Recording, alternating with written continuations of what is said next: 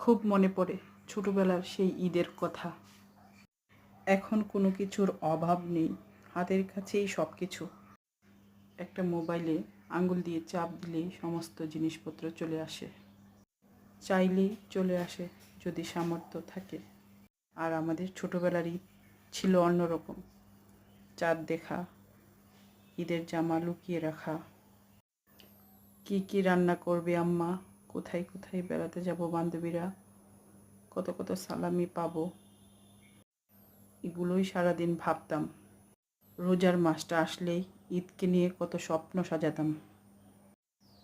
ঈদের দিন সকালবেলা খুব ভোরবেলা উঠে সব বোনরা মিলে ভাগ করে ঘর পরিষ্কার করতাম, ঘরকে নতুন করে সাজাতাম।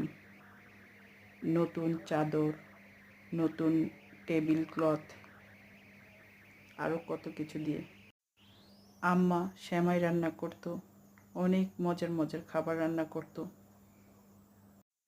এখনকার ঈদ আর তখনকার ঈদ সত্যি অনেক পার্থক্য।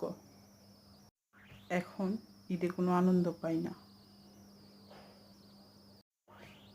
আমার তো স্মৃতিতে এখন অনেকেই নাই, মা বাবা মারা গিয়েছে অনেক আগেই, তাই সে ঈদও নাই।